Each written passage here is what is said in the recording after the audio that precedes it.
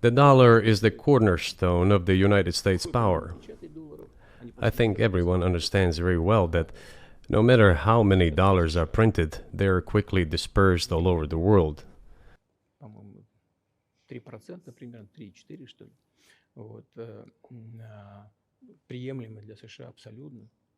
Inflation in the United States is minimal. It's about 3 or 3.4%, which is, I think, totally acceptable for the US. But they won't stop printing. What does the debt of $33 trillion tell us about? It is about the emission.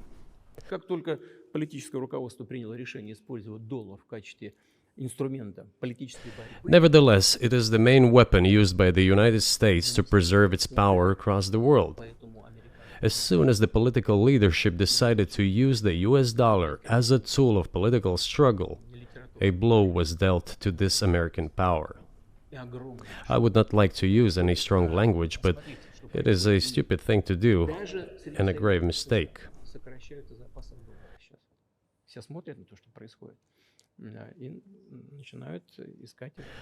Look at what is going on in the world. Even the United States allies are now downsizing their dollar reserves. Seeing this, everyone starts looking for ways to protect themselves. But the fact that the United States applies restrictive measures to certain countries, such as placing restrictions on transactions, freezing assets, etc., causes grave concern and sends a signal to the whole world. What did we have here? Until 2022, about 80% of Russian foreign trade transactions were made in US dollars and euros.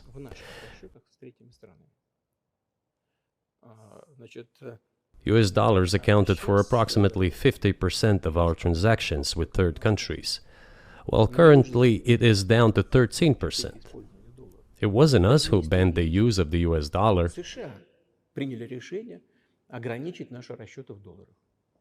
We had no such intention.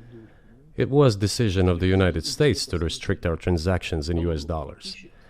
I think it is complete foolishness from the point of view of the interests of the United States itself and its taxpayers, as it damages the US economy, undermines the power of the United States across the world. By the way, our transactions in yuan accounted for about 3%. Today, 34% of our transactions are made in rubles, and about as much, a little over 34% in yuan. Why did the United States do this? My only guess is self-conceit. They probably thought it would lead to full collapse, but nothing collapsed. Moreover, other countries, including oil producers, are thinking of and already accepting payments for oil in yuan. Do you even realize what is going on or not? Does anyone in the United States realize this? What are you doing? You are cutting yourself off. All experts say this. Ask any intelligent and thinking person in the United States what the dollar means for the US. But You're killing it with your own hands. I think that's I think that's a fair assessment. The question is what comes next, and maybe you trade one colonial power for another, much less sentimental and forgiving colonial power. I mean, is the BRICS, for example, in danger of being completely dominated by the Chinese economy in a way that's not good for their sovereignty? Do you worry about that? Well, we have heard those boogeyman stories before. It is a boogeyman story.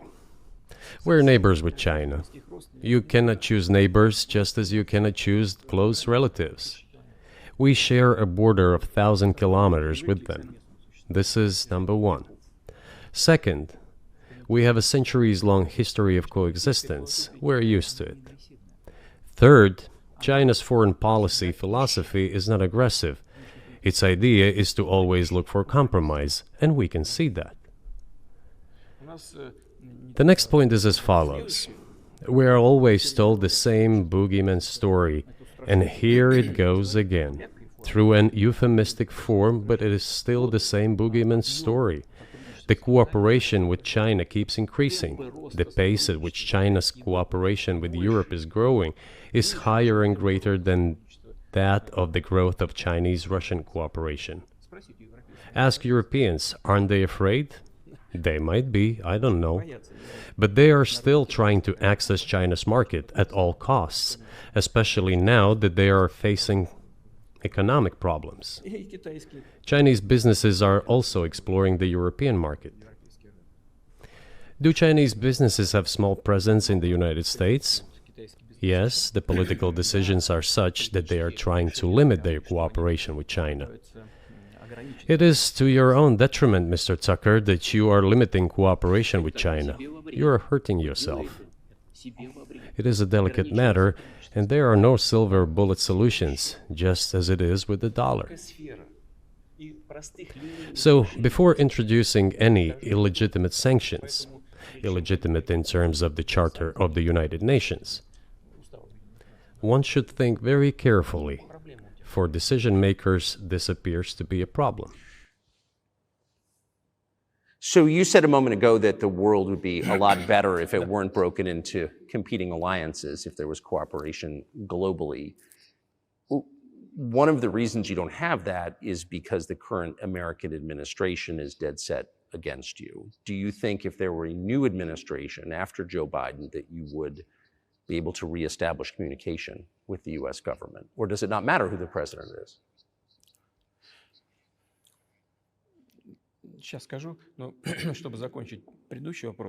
I will tell you, but let me finish the previous thought. We, together with my colleague and friend, President Xi Jinping, set a goal to reach $200 billion of mutual trade with China this year.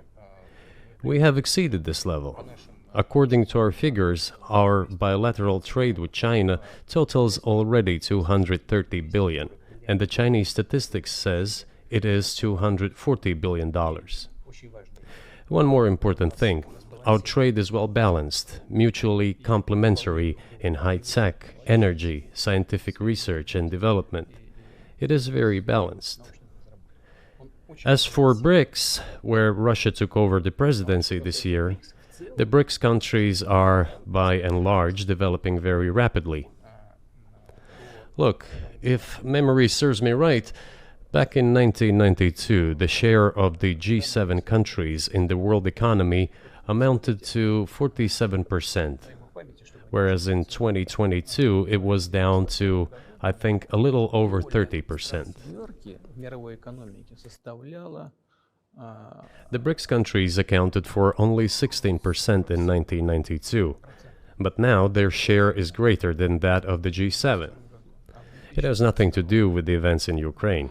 This is due to the trends of global development and world economy, as I mentioned just now. And this is inevitable. This will keep happening. It is like the rise of the sun. You cannot prevent the sun from rising. You have to adapt to it. How do the United States adapt? With the help of force, sanctions, pressure, bombings, and use of armed forces. This is about self-conceit. Your political establishment does not understand that the world is changing under objective circumstances.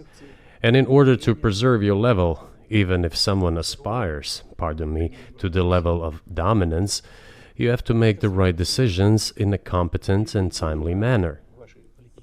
Such brutal actions, including with regard to Russia and, say, other countries, are counterproductive. This is an obvious fact. It has already become evident. You just asked me if another leader comes and changes something. It is not about the leader. It is not about the personality of a particular person. I had a very good relationship with, say, Bush. I know that in the United States, he was portrayed as some kind of a country boy who does not understand much. I assure you that this is not the case. I think he made a lot of mistakes with regard to Russia, too. I told you about 2008 and the decision in Bucharest to open the NATO's doors for Ukraine and so on. That happened during his presidency. He actually exercised pressure on the Europeans. But in general, on a personal human level, I had a very good relationship with him. He was no worse than any other American or Russian or European politician. I assure you, he understood what he was doing as well as others. I had such personal relationship with Trump as well. It is not about the personality of the leader, it is about the elite's mindset. If the idea of domination at any cost, based also on forceful actions, dominates the American society, nothing will change. It will only get worse. But if, in the end, one comes to the awareness that the world has been changing due to the objective circumstances, and that one should be able to adapt to them in time, using the advantages that the US still has today, then perhaps something may change. Look, China's economy has become the first economy in the world in purchasing power parity. In terms of volume, it overtook the US a long time ago. The USA comes second, then India, 1.5 billion people, and then Japan, with Russia in the fifth place. Russia was the first economy in Europe last year, despite all the sanctions and restrictions. Is it normal from your point of view? Sanctions, restrictions, impossibility of payments in dollars, being cut off from SWIFT services, sanctions against our ships carrying oil, sanctions against airplanes, sanctions in everything, everywhere. The largest number of sanctions in the world which are applied against Russia. And we have become Europe's first economy during this time. The tools that US uses don't work. Well, one has to think about what to do. If this realization comes to the ruling elites, then yes, then the first person of the state will act in anticipation of what the voters and the people who make decisions at various levels expect from this person. Then maybe something will change. But you're describing two different systems. You say the